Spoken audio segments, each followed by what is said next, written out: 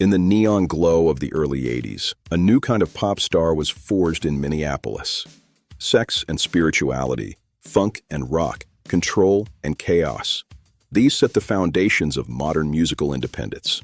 This is the story of how the Purple One conquered the world. The late 70s music industry was a segregated empire.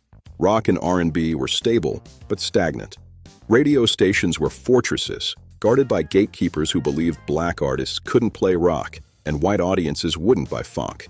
The industry was a machine waiting to be broken. It just needed the right kind of glitch. Enter the Minneapolis sound. Synthesizers replaced horns. Drum machines replaced sections. It was the sound of the future arriving early. He didn't just cross over, he bulldozed the barriers. MTV, once closed off, had no choice but to broadcast the revolution.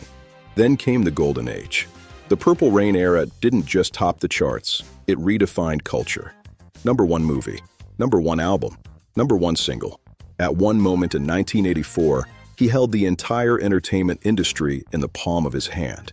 He built an empire of sound that no one could touch, a kingdom where he was the sole ruler. But in every empire, absolute power invites absolute challenge.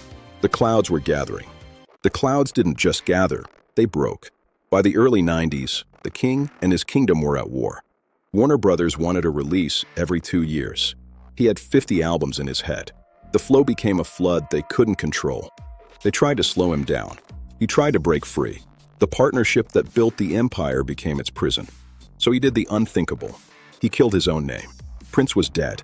Long live the symbol. The media laughed. But writing slave on his face wasn't a tantrum. It was a calculated political rebellion against ownership. He entered the wilderness. The hits stopped coming. The mainstream moved on to grunge and hip-hop.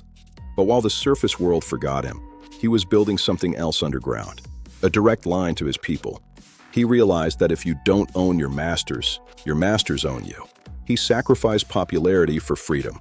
The war was long. The cost was high, but the night was ending. The Renaissance was about to begin.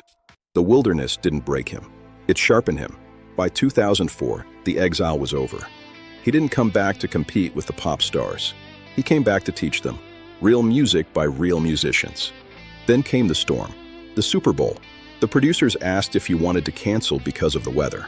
He simply smiled and asked, "Can you make it rain harder?" He turned nature into a special effect. He didn't just play Purple Rain, he conjured it. He reclaimed his throne. He reclaimed his masters. And he filled a vault with enough music to last a century. He left the blueprint for every artist who wants to be free.